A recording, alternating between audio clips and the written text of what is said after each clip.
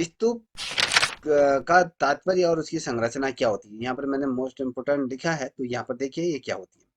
देखिए पहले के ज़माने में क्या होता था, जब स्तूप बनाने की जो परंपरा थी, तो चिता के स्थान पर बनाए गए मिट्टी के ढेर को चैत्य अथवा या स्तूप कहा जाता था। याद रखिएगा, चैत्य अथवा स्तूप। क्या होता था पहले, यदि कोई महापुरुष, ये स्तूप किसके याद में बनाए जाते थे, कोई जो बड़ा महापुरुष हुआ करता था, जो अपने धर्म का जो बड़ा अनुयायी, जिसने अपने धर्म को मार्ग प्रशस्त करा है, तो उन लोगों के लिए विशेषकर ये स्तूप बनाए जाते थे। इसमें क्या किया जाता था, जैसे उल्टा कटोरा होता है ना, कटोरा देखा है उल्टा कटोरा। Yes sir. ये देखिए, ये होता है, देखिए यहाँ पर होता था। पहले क्या होता था, जब कोई व्यक्ति मर जाता था, आप इसमें देख पा रहे होंगे, ठीक है, मैं इसमें दिखा रहा हूँ आपको। जब कोई व्यक्ति मर जाता था, जो महान पुरुष हुआ करता था अपने समाज का, या कहें उस धर्म का, जैसे बौद्ध धर्म की बात करें, फिर या शैव धर्म की बात करें, या जैन धर्म की बात करें, या अलग अलग धर्मों की अगर हम बात करें, जब कोई व्यक्ति मर जाता था बौद्ध धर्म में विशेषकर, तो इसमें क्या किया जाता है, यहाँ पर इस जगह पर देखिए, पहले ये सोच लीजिए कि ये जगह आपकी, यहाँ पर एक जगह पर क्या है, इसको जिस व्यक्ति को वहां पर जलाया गया है, उसकी जो राख बच जाती थी, उसको क्या किया जाता था, उसको एक मिट्टी के ढेर को वहां पर मिट्टी से चारों तरफ से उसे घेरा जाता था। उसके बाद उस पर क्या किया जाता था, पत्थरों से उसे ढक ढक दिया जाता था, फिर जाके उसके ऊपर पत्थरों से इस प्रकार से ये आकृति बनाई जाती थी। और उसके अंदर आप देखोगे, एक पूजा स्थल टाइप का वो बनाया जाता था, उसकी हड्डियां वहां रखी जाती थी, और उसके साथ इसलिए चीजें रखी जाती थी, मान लीजिए उसके शरीर के कोई बाल हो गए, उसके नाखून हो गए, हड्डियां हो गई, उसके खाने पीने के जो बर्तन है, वो तमाम चीजें इसके अंदर रखी जाती थी। तो इससे ये होता था कि आपको इसमें मरण भाण भी देखने को मिलेंगे, कि व्यक्ति जब मर जाता था, तो उसके अगले जन्म की जब यात्रा करता है, तो वो खाने पीने की उसमें कोई कमी नहीं रहनी चाहिए, तो वो तमाम चीजें रहनी है। तो कहीं ना कहीं ये फिर धार्मिक स्थल के रूप में बने, ये बड़े बड़े ये टीले के रूप में ये बनना शुरू है। ये मैंने ये दिखा दिया है, तो यहाँ पर देखिए, ये कह रहा है कि चिता के स्थान पर बनाए गए मिट्टी के ढेर को चैत्य या स्तूप कहा जाता है। कभी क्वेश्चन पूछा जाता है चैत्य किसे कहा जाता है, तो आपको बताना चाहिए स्तूप को ही कहा जाता है। ये जो प्रथा थी, सबसे पहले जो स्तूप बनाने की जो प्रथा थी, बुद्ध से भी ये पहले की ये प्रथा थी। ये मत सोचे कि बुद्ध के समय में ये प्रथा थी। मिट्टी के इन थूहों को ईंट से अथवा पत्थर से क्या कहते थे, शिलाओं से ढक दिया जाता है। जब कहीं पर चिता जला दी, वहां पर जो राख बच गई, तो उसको क्या कहते हैं, पत्थर से या मिट्टी से उसको ईंटों से ढक दिया जाता है।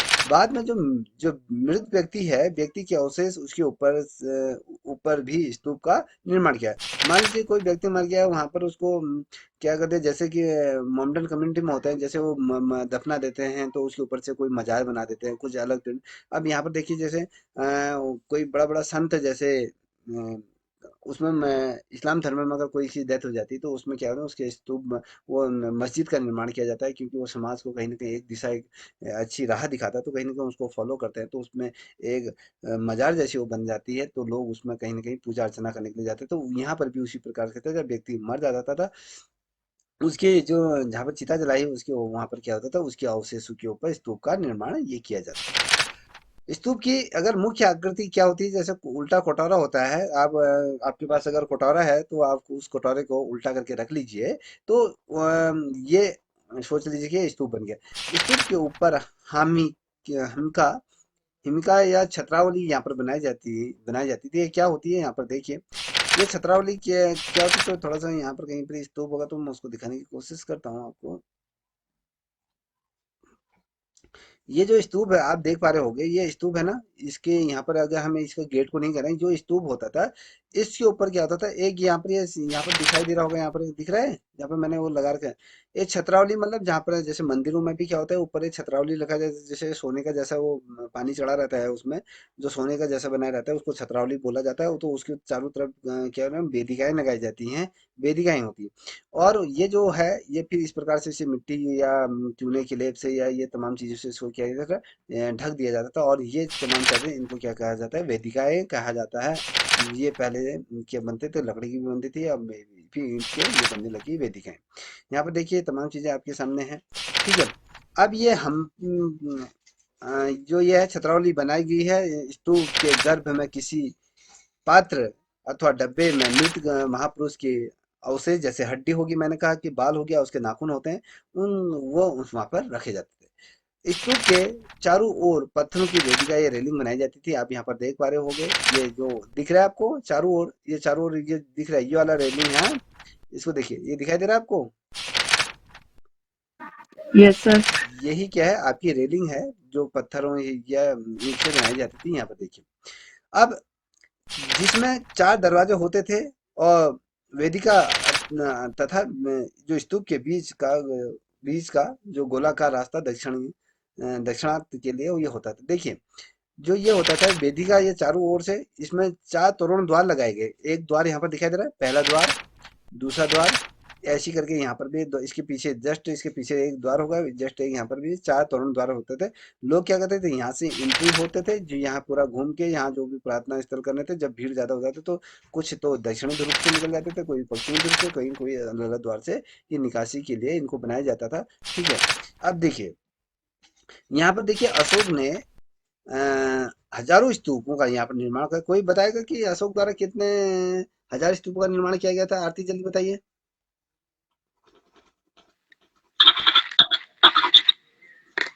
सर 84,000। बिल्कुल सही कहा आपने। देखिए, अशोक ने अपने समय में अगर बात करें तो 84,000 से भी अधिक स्तूपों का किया गया है, निर्माण कराया गया था। अधिकांश स्तूप अगर आज की तिथि में देखते हो तो नष्ट हो चुके हैं, पूर्ण रूप से वह समाप्त हो गए। जो बच गए हैं उनके अवशेष हमें शेष देखने को मिलते हैं। इसमें अगर हम देखें, सारनाथ का धर्मराजी का जो का स्तूप है, और धमेक स्तूप है, और सांची का ये स्तूप, ये बहुत ज्यादा विशेष उल्लेखनीय ये स्तूप है। देखिए, हम ये सारनाथ का ये स्तूप है, सारनाथ का स्तूप आपके उसमें दिया नहीं है, तो इसको हम ज्यादा देखते नहीं। तो यहाँ पर देखिए, आपका जो सिलेबस है, सिलेबस में दिया गया है सुंग सातवाहन। कभी क्वेश्चन पूछा जाता है तो इनका शासनकाल कब से कब माना जाता है, तो 184 से 75 ईसा पूर्व की बीच का ये समय माना जाता है। ठीक है, समझ में आ गया? ये याद रखिए, कभी पूछा जाता है सुंग सातवाहन का शासनकाल कब से कब तक रहा, तो 75 से आपके 184 ईसा पूर्व के बीच में रहा।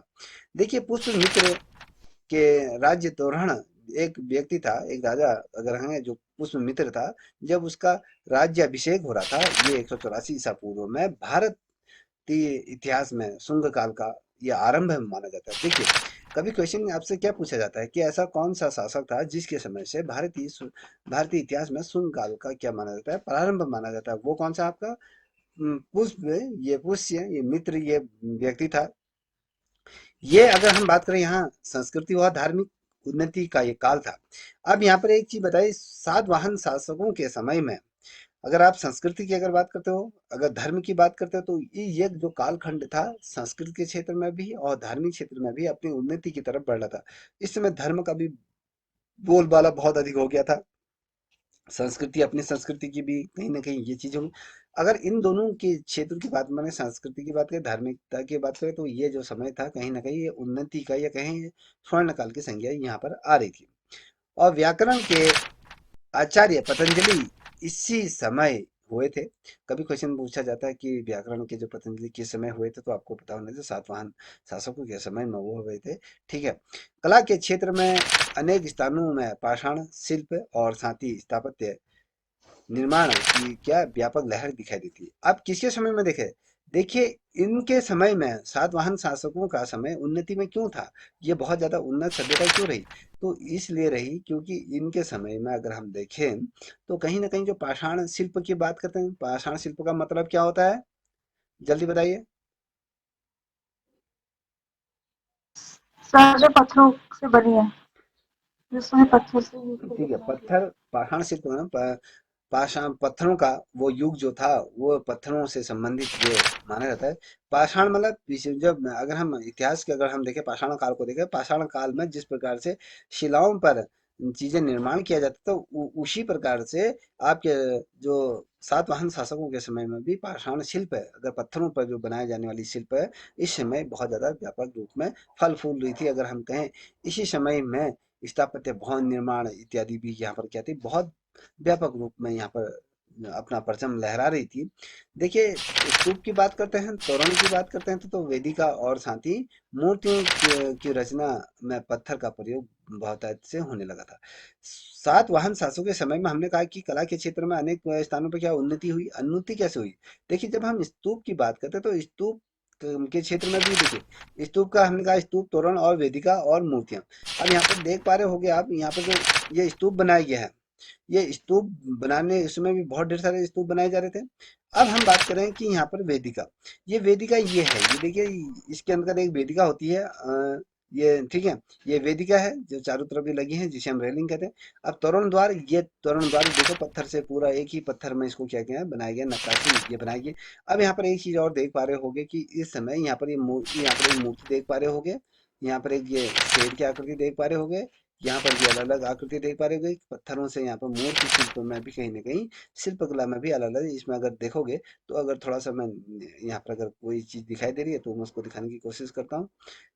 ये देखिए, अब इस समय में अगर हम बात करते हैं तो इस समय में विशेषकर बुद्ध से संबंधित क्या थी, मूर्तियों का कहीं न कहीं निर्माण ये काल हो रहा था। ये देखो, निर्माण किस प्रकार से शानदार तरीके से। अब हमने कहा कि पाषाण शिल्प है, पत्थर पर बनाई जाने वाली कला को ही पाषाण शिल्प के रूप में हम जानते हैं। ये देख, आपको दिखाई दे रहा है? दिख रहा है या नहीं? यस सर, दिख रहा है। हाँ, तो अब देखिए, ये इस समय क्या था, ये बहुत ही ज्यादा पत्थरों में क्या बना था, मूर्तियों की संरचना। कभी क्वेश्चन पूछा जाए सबसे ज्यादा जो पत्थरों का जो प्रयोग किया गया था किसके शासन काल में किया था, शुंग काल में। अगर आप देखोगे, जो गांधार शैली भी रही है, गांधार शैली जब आएगी तो उसमें हम पढ़ेंगे, तो बहुत ही अधिक यहाँ पर बहुलायत संख्या में क्या होता था, यहाँ पर ये मूर्तियां इत्यादि बने। इस काल में भरूत स्तूप की अगर हम बात करें तो भरूत स्तूप है एक, और सांची जैसे विशाल स्तूपों का क्या किया गया था, यहाँ पर निर्माण किया। जैसे हमने कहा कि भैया ये सांची का स्तूप आप देख पा रहे होगे, ठीक है, सांची का ये स्तूप इतना बड़ा भव्य है, फोटो में इतना बड़ा दिख रहा है, तो यहाँ पर अगर देखिए तो निशान इसके यहाँ पर आ रहा है, तो ये सोचोगे कितना बड़ा ये होगा। ठीक है, तो भव्य ये था, साथ ही आपके भरत स्तूप जो नष्ट हो चुका है। ठीक है, अब यक्ष, नाग आदि लोग देवताओं को कलात्मक सौंदर्य के साथ उत्कीर्ण किया गया जाने लगा था। अब यहाँ पर आप देख पा रहे होगे बच्चा, तो यहाँ पर आप देखिए, ये देखिए, अगर हम ये देख पा रहे हो आप, इसमें आग अगर डिटेल में अगर देखोगे इसको, अगर मैं जूम करूं तो शायद आपको देखने को मिलेगा।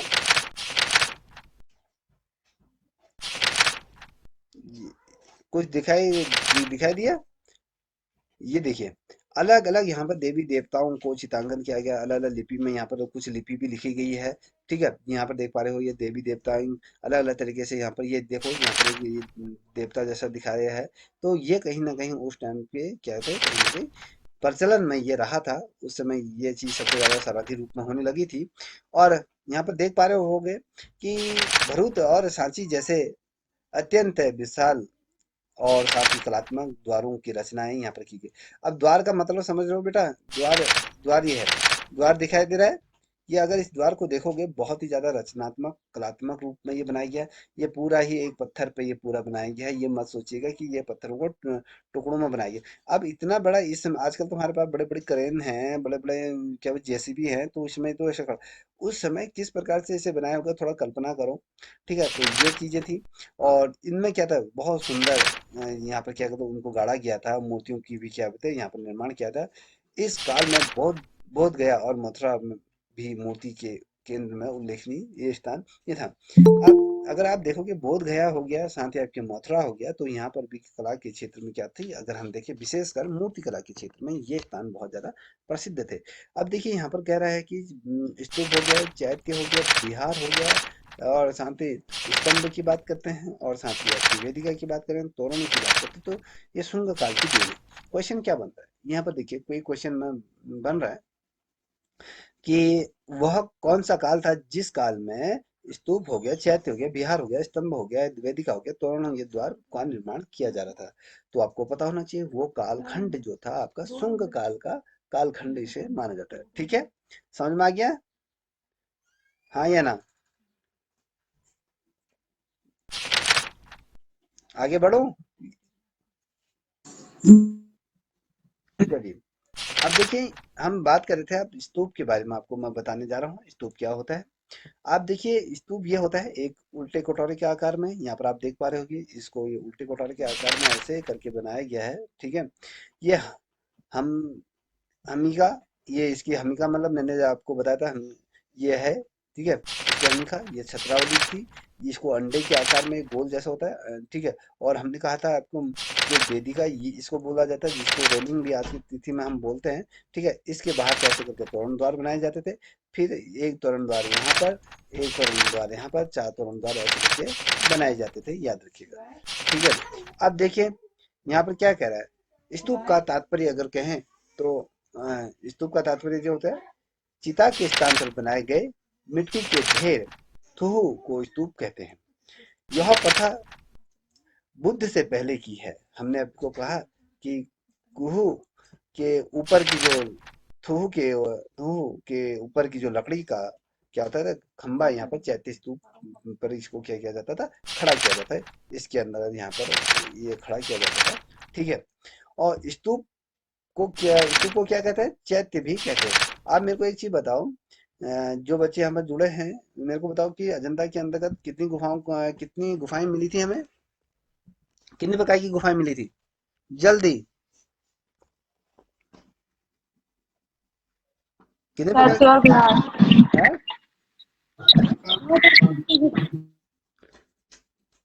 जल्दी बताइए। चैत्य और विहार। इतनी देर लगती है बताने में। चैत्य और बिहार। देखिए यहाँ पर स्तूप को हम किस रूप में करते हैं, चैत्य स्तूप को क्या कहते हैं, चैत्य भी हम कहते हैं। जो आपके अजंता के अंदर देखने को मिले, मिट्टी के इन तुहों को बाद में क्या बनाया जाता था, ईंट से बनाया गया, फिर जाके पत्थर की शिलाओं से इसको ढक दिया जाता है। जहाँ पर किसी महापुरुष को मृत या उसकी जहाँ पर मिट्टी का जो चिता की ढेर के वहां पर ये तमाम चीजें होती है, शिलाओं से इसको ढक दिया जाता था।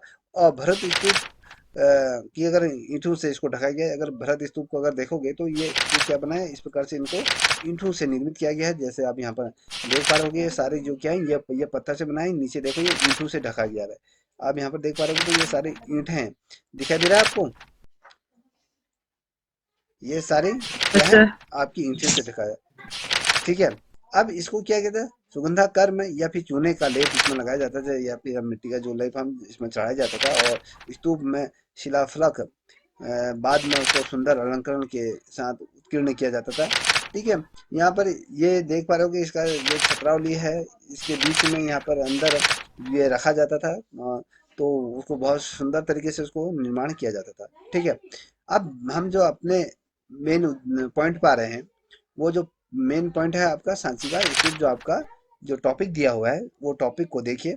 जो ये मुझे बताइए बेटा कि जो ये सांची का स्तूप है वो किस राज्य में स्थित है, बताइए। मध्य प्रदेश। कहाँ, किस स्थान पर है? वह मध्य प्रदेश अरे ये तो राज्य हो गया, मैं स्थान की विदिशा बात। में है। हाँ, अच्छा सर, ये में है 9 किलोमीटर दूर। ठीक है, अब यहाँ पर देखिए, ये कह रहा है मध्य प्रदेश में विदिशा के पास क्या है, एक ये विदिशा मध्य प्रदेश में विदिशा है, एक स्थान है। विदिशा में क्या है, बौद्ध धर्म का सबसे प्राचीन केंद्र विदिशा को माना जाता है।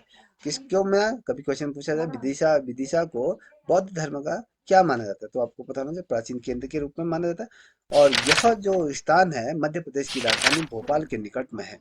भोपाल के निकट में क्या है आपके, ये विदिशा पड़ता है। विदिशा क्या है, बौद्ध धर्म का प्राचीन केंद्र के रूप में माना जाता है। यहाँ पर एक छोटी, अगर कहें 300 फुट ऊंची पहाड़ी है। देखिए यहाँ पर एक क्या है, विदिशा में एक छोटी सी पहाड़ी है जो 300 फुट ऊंची है। तो उस पहाड़ी पर क्या बना है, 3 प्रकार की क्या बनाए गए स्तूपों को यहाँ पर निर्माण किया गया। तभी आपसे क्वेश्चन पूछा जाता है कि वह कौन से राज्य में वो छोटी सी पहाड़ी है जहाँ पर 3 स्तूपों का निर्माण किया जाता है। आपको पता होना चाहिए वो मध्य प्रदेश है। मध्य प्रदेश के स्थान पर यह विदिशा, ये याद रखिएगा। जो ईसवी पूर्व दूसरी और पहली शताब्दी के हैं। देखिए माना जाता है कि ये पहली और दूसरी शताब्दी में इन 3 क्या बनाया गया था, स्तूपों को यहाँ पर बनाया गया था। पहाड़ी की चोटी पर अगर हम देखें, महास्तूप का निर्माण किया गया। महास्तूप किसे कहते हैं, जो सबसे बड़ा होता है। समझ में आ रहा है, क्या होता है, जो सबसे बड़ा स्तूप होता है उसे महास्तूप के रूप में ये जाना जाता है। ठीक है ना, भारतीय, समझ में आ रहा है बेटा? यस सर, आ रहे हैं। ठीक है, इसे क्या कहा जाता है, महास्तूप कहा जाता है। ठीक है, पश्चिमी ढलान की अगर आप की तरफ देखोगे तो वहां पे स्तूप संख्या 2 है, और महास्तूप से पूर्व की तरफ अगर देखोगे तो स्तूप संख्या 3 वहां पर आता है। और महास्तूप की चारों दिशाओं में क्या है, तोरण द्वार होने चाहिए यहाँ पे स्थापित। जो महास्तूप है, महास्तूप का मतलब एक ये देख लीजिए, ये महास्तूप है। ठीक है, एक द्वार ये है, दूसरा द्वार ये है, तीसरा द्वार ये है, और इसके पीछे, इसके जस्ट सामने अगर हम देखें तो इसके पीछे भी क्या होगा, ऐसे करके एक द्वार बना होगा। तो ये क्या, ये चार क्या बनाया जाता है, तोरण द्वार यहाँ पर है। और स्तूप संख्या 3 में एक यहाँ पर देख पा रहे होगे, ये देखिए बेटा, ये अब ये बहुत पुरानी फोटो है, देखिए ये देख पा रहे हो, महास्तूप संख्या 1 की अगर हम बात करें, स्तूप संख्या 1 है, ये जो बनाया गया है 250 ईसा पूर्व से 53 ईसा पूर्व तक का ये माना जाता है। अब आप यहाँ पर देख पा रहे होगे, एक आपको यहाँ पर दिखाया जाएगा, एक यहाँ पर दिखाया जाएगा, और साथ ही एक यहाँ देखने को मिलेगा इसके पीछे। ये पूरा तरीके से बनाया गया। अब देखिए, एक स्तूप यहाँ पर बना है, एक स्तूप इस साइड बना होगा, एक स्तूप यहाँ बना होगा। ठीक है, तो ये एक छोटी सी पहाड़ी में बने हैं। तो यह देखिए तोरण द्वार, इसे तोरण द्वार है, और इस स्तूप में दो दो कोई तोरण द्वार नहीं।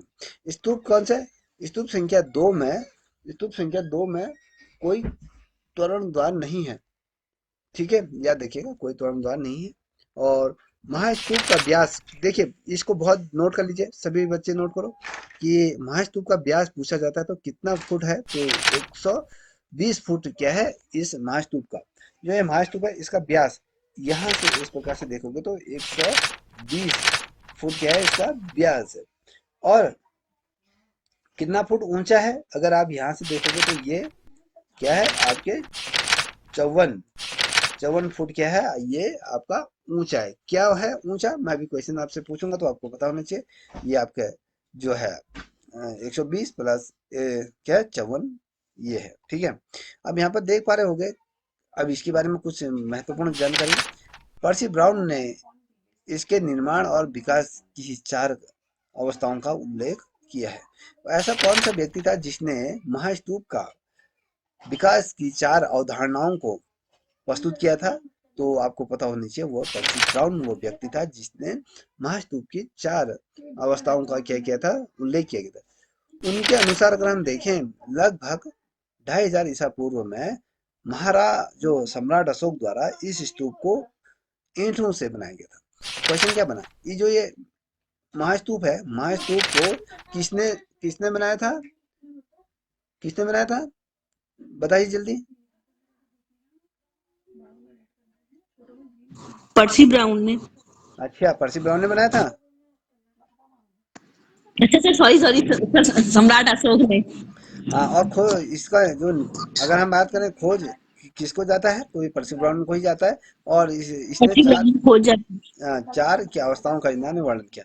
देखिए, उनके अनुसार अगर हम देखें तो अशोक ने 250 ईसा पूर्व में अशोक द्वारा इस स्तूप को किससे बनाया गया था, ईंट। यहाँ पर आप ईंट देख पा रहे होंगे, ईंट तो दिखी रही होंगे सभी लोगों को। ठीक है, यहाँ पर ईंट से क्या बनाई गई है आपकी, ये इसको बनाई गई। इसके 100 वर्ष बाद अगर हम देखें, 150 ईसा पूर्व में इसे मूल रूप से दुगने आकार का इसका विस्तार कर दिया गया। अब देखिए, पहले तो ये जब इसको 100 साल वर्ष बाद अगर हम देखते हैं तो इसका आकार क्या कर दिया गया था, बहुत बड़ा बना दिया गया था इसको। अगर हम यहाँ पर अगर है तो यहाँ पर आपको दिखाओ, तो ये ये आकार बहुत ही बड़ा। ये तो दूसरा वाला है सांची का स्तूप। हम महास्तूप की बात करें, महास्तूप जो मैं आपको दिखा रहा था, तो ये जो ये महास्तूप है, महास्तूप है, महास्तूप को क्या करते थे बाद में बहुत बड़ा ये बना दिया था। ठीक है, अब यहाँ पर देखिए, इसे पाषाण खंडों की ईंटों से बनाया गया। अब पाषाण काल से संबंधित जो बहुत पुरानी क्या थी, जो शिलाएं थी, उनसे निर्मित जो पत्थरों या ईंटों से इसको ढक दिया गया था। 100 ईसा पूर्व में इसके मध्य भाग में चारों ओर वेदिकाएं बनाई गई। अब इसके जो ये मध्य भाग ये देख पा रहे हो, ये वाला ये एक ये है, ये चारों तरफ इसके क्या बनाएगी, यहाँ पर ऐसे करके वेदिका बनाएगी, याद रखना। ठीक है, और जब वेदिका बना दी गई थी तो लगभग 53 ईसा पूर्व में स्तूप के चारों ओर तोरण द्वारों का भी निर्माण किया गया। अब तोरण द्वार आप देख पा रहे होगे तोरण द्वार किसे बोला जाता है। ये एक तोरण द्वार यहाँ पर दिखाई दे रहा है, एक तो ये दिख रहा है, एक ये दिखाई दे रहा है, एक इसके पीछे दिखाई दे रहा है, एक इसके जस्ट पीछे होगा। तो 4 क्या है आपको तोरण द्वार यहाँ पर दिखाई देंगे। ठीक है, अब यहाँ पर देखिए, ये कह रहा है ढके हुए पत्थर या शिला खंड का षष्ठ का से स्तूप को ढकेंगे। कहने का मतलब है जो पत्थर है, पत्थरों से स्तूप को क्या गया, ढका गया है। जानने में किसी तरह की जुगाड़ का मसाला या जुड़ाई का यहाँ पर मसाला लगाया गया होगा। जैसे हम पहाड़ों में अगर आप घर देखोगे, घरों में जैसे मिट्टी हो गया, गोबर हो गया, और उसमें गोंद मिलाया जाता है, तो कभी ऐसे इस प्रकार से क्या पता है उनको लेप लगाया जाता है। तो आज जैसे आपने देखा होगा, अगर आप देखोगे क्या बोलते हैं अजंता की भित्ति चित्रों को देखोगे, तो उसको लीपने के लिए भी जिस प्रकार से अलग अलग अंडे की जर्दी होगी, आपके अलग अलग चीजों का प्रयोग किया गया, तो उसी प्रकार से इसमें भी क्या बोले मसाला इत्यादि यहाँ पर इसमें किसी तरह की यहाँ पर जुगाड़ी के मसाला इसमें नहीं लगाया गया था, याद रखिएगा। ठीक है, अगर अजंता के अगर उसमें देखोगे तो उसमें क्या किया था, उसमें अलग अलग चीजें लगाएंगे, मगर इसमें नहीं लगाएगी, सिर्फ इसे पत्थरों से ढक दिया गया है। और भारतवर्ष में चूने के बिना की हुई चिनाई का यह पहला उदाहरण है। अगर आप देखोगे इसकी ईंटें आप साफ देख पाओगे।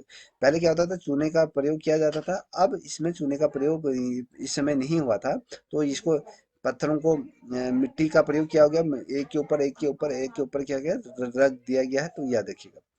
ठीक है, सांची की वेदिका पर कोई अलंकरण नहीं है। कभी क्वेश्चन पूछा जाता है कि ऐसा कौन सा वो स्तूप है जिसकी वेदिका पर किसी भी प्रकार का अलंकरण नहीं है, किसी भी प्रकार से वो सजाया धजाया नहीं गया। अब मुझे कोई बताएगा वेदिका किसे कहते हैं, बताइए, चलिए जल्दी बताइए।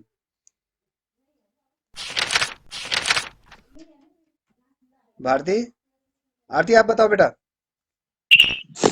Yes sir. मुझे जाओ, आरती आप बताओ, वेदिका किसे बोलते हैं बेटा। इसे तो आवाज भी नहीं आ रही। चल आप ही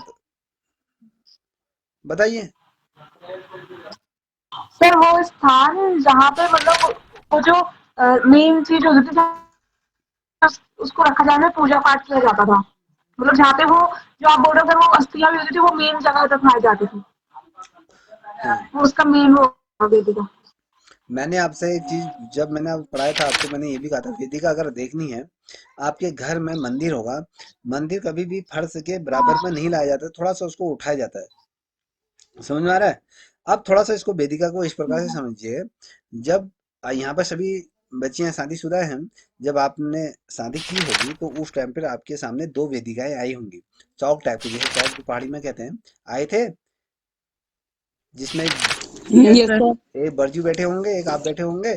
तो उसको ही वेदिका बोली जाती है। उससे क्या होता है, आप जमीन से आप उस वेदिका में बैठी विराजमान थी, तो जमीन के संपर्क में आए, थोड़ा सा ऊंचे बैठे जाते हैं, तो वही वेदिका होती है। तो उसमें क्या होता है, तो आज अगर आप मंदिर में देखोगे तो मंदिर को भी वेदिका के ऊपर रखा जाता है, जिससे कि जमीन के संपर्क में आए, या फिर जो भी चीजें धारणा थी, तो उसमें भी जो महापुरुष होगी उसको तमाम चीजें वेदिका के ऊपर रखा जाता है। तो इसको वेदिका बोलते हैं, याद रखिएगा। ठीक है, अब सांची के स्तूप के तोरण द्वारों की अगर हम बात करें, तोरण द्वार को देखिएगा, तोरण द्वार किसे कहते हैं, मैं अभी, क्योंकि ये है ये है, ये देख पा रहे हो, ये तोरण द्वार, ये है, देख देख रहे हैं, दिखाई दे रहा यस सर। है।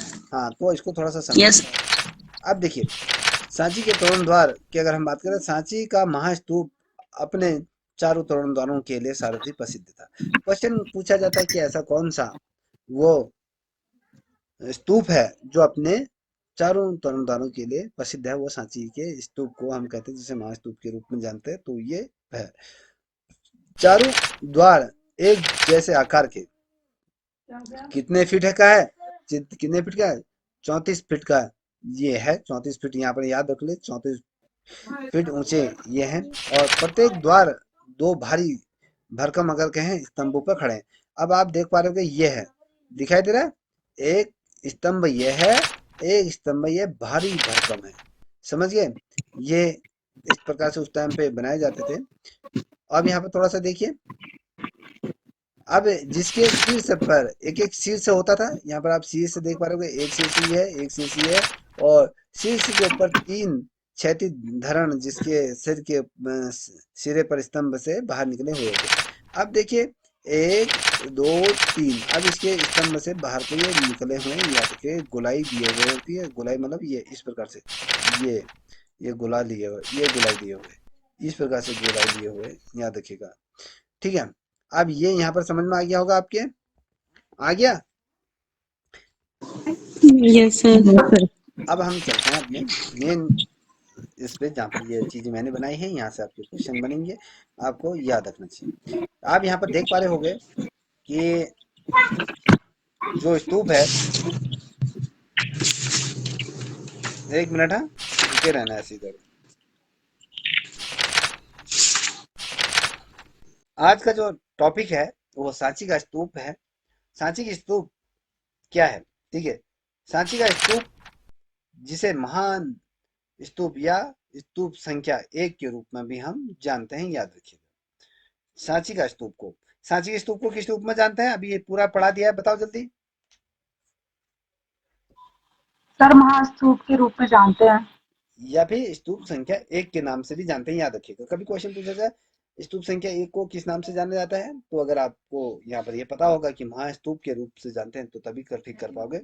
भारत का सबसे पुराना और पत्थर से निर्मित, देश के सबसे पुराने बौद्ध स्मारकों में से एक, और ये अद्भुत लैंडमार्क है, ये कहें जो इसकी जो जहाँ जिस जगह पर ये है वो जमीन बहुत ही ज्यादा अद्भुत, या कहें ये बहुत शानदार ये जमीन है। अब देखिए क्वेश्चन क्या बना है, जो सांची का जो स्तूप है उसको यूनेस्को द्वारा विश्व धरोहर के रूप में कब सम्मिलित किया गया था, तो आपको पता होना चाहिए 1989 में क्या किया गया था, इसको सम्मिलित किया गया था। ये याद रखा, ये उत्कृष्ट स्थिति में था उस टाइम पे, याद रखिएगा। ठीक है, कब सम्मिलित किया गया था, क्वेश्चन बनना शुरू हो रहे हैं, याद रखना। पहला क्वेश्चन आपका ये बना, दूसरा क्वेश्चन ये बना, तीसरा क्वेश्चन ये बना, याद रखिएगा। ये है, देखो इसको विश्व धरोहर यूनेस्को द्वारा इसको किस वर्ष से सम्मिलित किया गया था, जल्दी बताइए। 90। हाँ, तो याद रखिए। अब देखिए यहाँ पर स्तूप की बात कर रहा हूँ, स्तूप की बात कर रहा हूँ। देखिए सांची का स्तूप, सांची भारत में सबसे अच्छी तरह से संरक्षित और अध्ययन के लिए ये बौद्ध स्थलों में से एक माना जाता है। सांची का स्तूप जो है संरक्षित किया गया है बहुत शानदार तरीके से। यह क्या है, मध्य प्रदेश के सांची शहर की एक पहाड़ी या चोटी पर स्थित है, जिसे हम विदिशा कहते हैं। विदिशा के निकट एक पहाड़ी है, एक पहाड़ी, जो पहाड़ी कितने फीट ऊंची थी, बताइए जल्दी बताइए, जल्दी बताओ। 300। सर 300 फुट ऊंची थी। ठीक है, ये पूर्व और पश्चिम में 17 मील और उत्तर और से दक्षिण में लगभग 10 मील तक ये फैली है। याद कर लीजिए, पूरब से अगर पश्चिम की तरफ अगर बढ़ोगे तो ये 17 मील मतलब 17 किलोमीटर, मील यही होता है 17 मील, और अगर उत्तर से दक्षिण की तरफ पूछा जाता है तो 10 मील। यहाँ पर दो क्वेश्चन इधर पे ही आपके बन गए। क्वेश्चन पूछा जाता है जो सांची का जो स्तूप है उत्तर से दक्षिण दिशा की तरफ कितनी मील की है, तो आपके पास पता होना चाहिए उत्तर से दक्षिण में 10 मील। पूछा जाता है पूर्व से पश्चिम की ओर, तो आपको पता 17 मील का ये है। साइट पर कई स्तूप हैं इस क्षेत्र में, हमने जैसे कल अभी आपको दिखाया था, तो यहाँ पर आप देख पा रहे हो छोटे मोटे स्तूप यहाँ पर अलग अलग तरीके से देखना। जो सबसे बड़ा ये सेंटर का ये स्तूप है, याद रखिएगा। ठीक है, अब यहाँ पर देख पा रहे होंगे जिसमें से एक प्रसिद्ध सांची का स्तूप है जो प्राचीन भी है, जिसे क्या कहते हैं महास्तूप भी के रूप में भी हम जानते हैं। इसका जो निर्माण हुआ था कि 2300 ईसा पूर्व मौर्य साम्राज्य के समय में हुआ था। मौर्य का जब शासनकाल था, जब अशोक के समय में इसका क्या किया था, निर्माण किया गया था। सम्राट अशोक ने इसे 3वीं शताब्दी पूर्व बनाना शुरू करा। याद रखिए, कभी क्वेश्चन क्या पूछा जाता है कि जो सांची का स्तूप है अशोक ने उसे किस शताब्दी पूर्व बनाना शुरू करा या प्रारंभ किया, तो आपको बताना 3वीं शताब्दी पूर्व उसे बनाना शुरू किया था। मैंने आपको आगे बताया था कि यह लगभग कितना आपके 54 फुट ऊंची, और साथ ही अंदर एक विशेष स्थान बनाया गया है जहां पर भगवान बुद्ध के अवशेष ये रखे गए हैं, याद रखिएगा। ठीक है, ये रखे, ये समझ में आ जाना चाहिए। और स्तूप की अगर कहानी सम्राट अशोक से शुरू होती है, लगभग 2300 ईसा पूर्व पहले साम्राज्य की अगर हम बात करें, मौर्य साम्राज्य में एक शक्तिशाली जो भारतीय शासक हुए थे। देखिए, अगर हम क्वेश्चन अभी तो अब मैंने आपको जैसे पढ़ाया है, तो अभी आपको स्तूप के बारे में आपके दिमाग में वो प्रकार के चलचित्र चलने लग गए होंगे कि 2300 ईसा पूर्व में जो पहले मौर्य साम्राज्य के सबसे पहले जो शक्तिशाली जो सम्राट रहा अशोक, उसके समय में से बना, वह जो बनाया गया था धर्म का प्रचार प्रसार के द्वारा किया गया था। ये इसलिए बनाया गया था धर्म का प्रचार प्रसार। उन्होंने भारत के विभिन्न हिस्सों में कई स्तूपों का निर्माण किया। इनके द्वारा 84,000 स्तूपों का निर्माण किया, अलग अलग जगहों पर भी ये किया गया। अगर आप उत्तराखंड कालसी में भी देखोगे तो वहां पर भी कहीं ना कहीं चीजें आपके जसंग भेद इत्यादि हमें देखने को मिलते हैं देहरादून में। सांची का महान स्तूप सबसे महत्वपूर्ण बौद्ध संरचनाओं में से एक है, जो बौद्ध कला और स्थापत्य कला को कहीं ना कहीं, वास्तुकला को कहीं ना कहीं दर्शाता है, याद रखिएगा। और ये जो है मध्य भारत में सबसे अच्छे रूप से जो संरक्षित प्राचीन स्तूपों में से एक है। 1989 में 1989 में यूनेस्को ने इसे विश्व धरोहर के रूप में नामित किया गया। ये क्वेश्चन ये बना।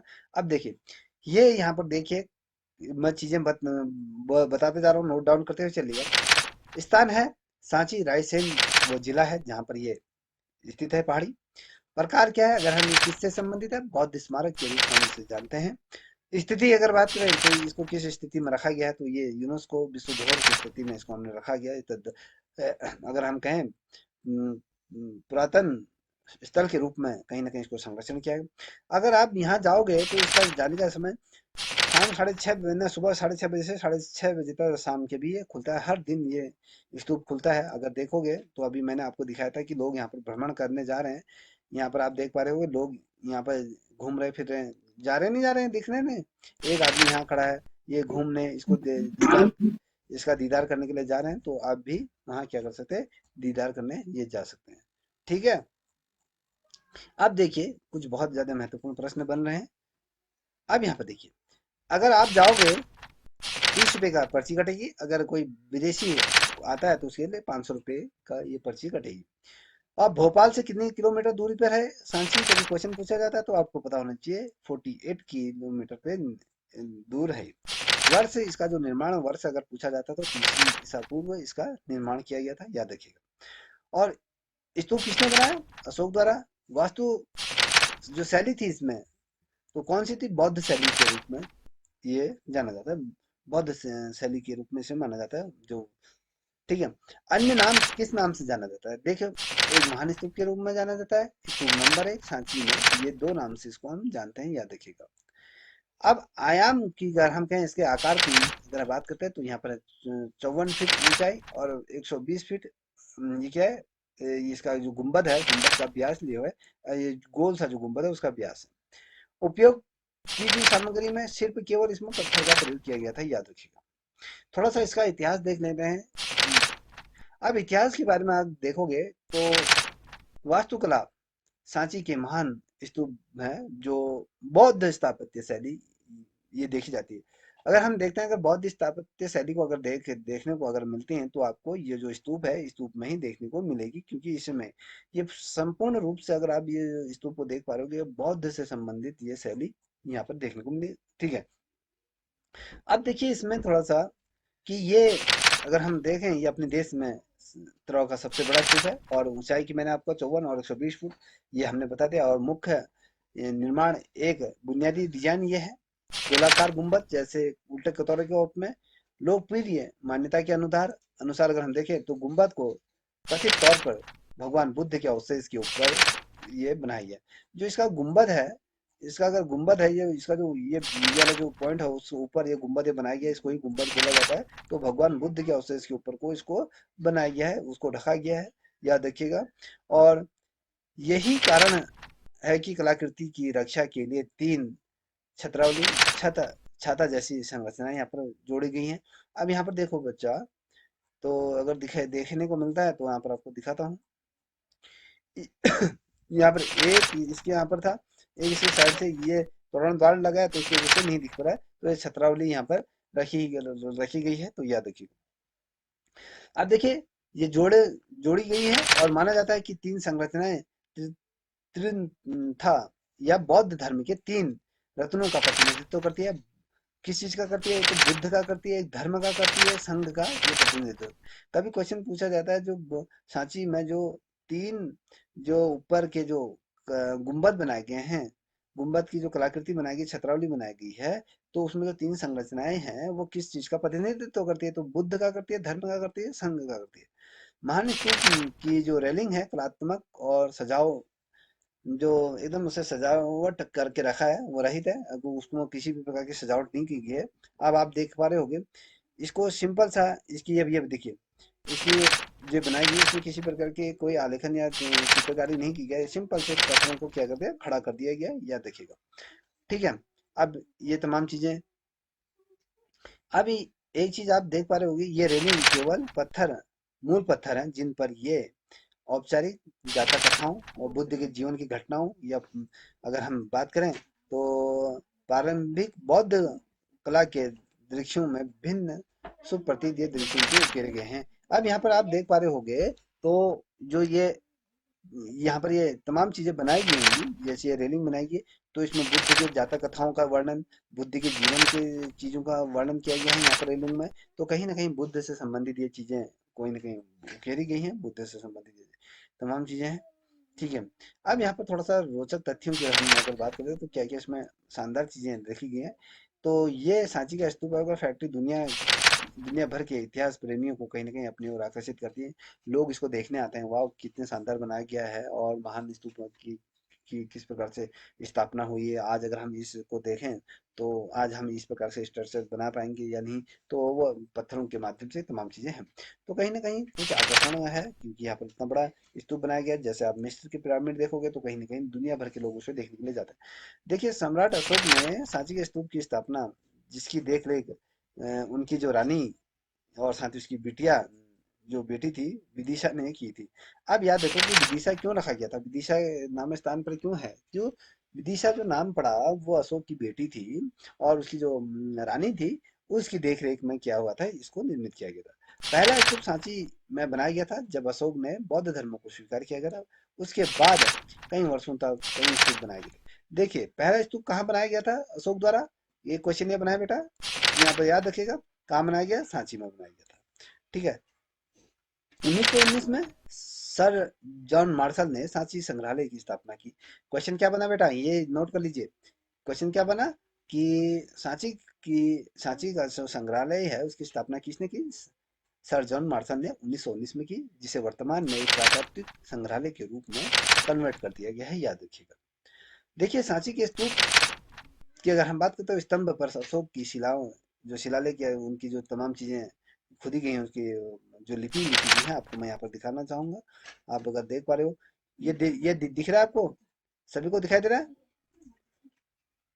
Yes sir. ये दिखाई दे रहा होगा, यहाँ पर उसकी तमाम चीजें अशोक से संबंधित की लिपि लिखी गई है, बौद्ध धर्म से जो उसको चीजें होंगी वो तमाम चीजें दिखाई गई।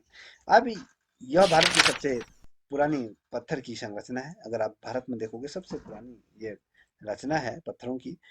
सांची स्तूप में जो ब्राही शिलालेख में बहुतायत देखा जाता है, ये ठीक है, याद रखिएगा। और स्तूप वर्तमान में 36.5 सेंटीमीटर परिधि और औसत की अगर बात करें 21.64 मीटर लंबा। अब मीटर में अगर हम नापें, मीटर नाप लीजिए। अब मीटर कितना होता है, 1 मीटर कपड़ा, जैसे आप अपने लिए 2 मीटर 4 मीटर जैसे सूट खरीदने जाते होंगे तो सोच लीजिए 36 मीटर और 21 मीटर, ये तमाम चीजें थी। ये स्थान ऐतिहासिक रूप से अगर देखें महत्वपूर्ण है। भगवान बुद्ध ने कभी इस यहाँ का दौरा नहीं किया गया था, याद रखें। ऐसा कौन सा वो स्थल है जहाँ, कौन सा ऐसा सांची का स्तूप है जहाँ पर भगवान बुद्ध ने जो कभी दौरा नहीं किया था, सांची का स्तूप ही वही है। देखिए, सांची के प्रसिद्ध स्तूप की अगर हम बात करते हैं तो अशोक स्तंभ का भी ये घर है। ठीक है, सांची प्रसिद्ध अशोक स्तंभ का घर है, जिसमें 4 शेर हैं। इस स्तंभ को ग्रीक बौद्ध शैली में इसको वर्णित किया गया है। अब यहाँ पर 4 शेर दिखाई दे रहा है, 4 शेर ये है, ये है, ये है, दिखाई दे रहा है बेटा? Yes sir. एक शेर, 2 शेर, मेरे को तो 3 शेर दिखाई दे रहा है, एक शेर इसके पीछे है, ये वो चौथा शेर भी मुझे इसमें दिखाई दे रहा है, ये दिख रहा है, एक मुंह इसका यहाँ पर दिख रहा है, एक दो, ये तीन, और चौथा वाला यहाँ लिखा है, ये तीन। ठीक है ना? तो 4 सेल दिख गए होंगे। अब देखिए, और यहीं से वो सारनाथ के स्तंभ से हम कहें तो जो हमारा भारत का जो स्तंभ है वही यहीं से लिया गया है। ठीक है। अब 1989 में सांची के स्तूप की वास्तुकला को यूनेस्को ने विश्व धरोहर के रूप में इसको नामित किया गया था। ये देखिए कितने शानदार तरीके से पत्थर में बुद्ध के पीछे इसको क्या बोलते हैं बताओ, जो ये गोल गोल सा है, क्या बोलते हैं? जल्दी बताइए। आरती बताओ बेटा, इसके पीछे क्या बोलते हैं इसको, जो ये मैंने गोल सा कर दिया, क्या क्या बोलते हैं इसको? सर धर्म चक्र। हैं? सर मैं धर्म चक्र। आभा मंडल बोलते हैं बेटा, आभा मंडल। हाँ मंदिर। हाँ तो सब भूल गई बेटा। ठीक है, आभा मंडल बोलते हैं। याद रखिएगा, ये आपके ये सांची का स्तूप, यहाँ पर ये अलग अलग तरीके से चीजें बनाई गई हैं, आप इसको देख पा रहे होंगे। ठीक है, और यहाँ पर भी आपको मैंने दिखाई दिया है। अब कब कैसे ये अलग अलग चीजें हैं, कैसे आप जा सकते हो, ये इसके बारे में हम चर्चा नहीं करेंगे। अगर जाना है तो देख लीजिए कैसे जाओगे, बस से भी जा सकते हो, ट्रेन से भी जा सकते हो, और हवाई अड्डे से भी जा सकते हो। 55 किलोमीटर की आपको दूरी तय करनी होगी। तो याद रखिएगा, तो ये आपका जो आज का जो टॉपिक है, ये क्या होता है, संपन्न होता है। समझ में आया आपके?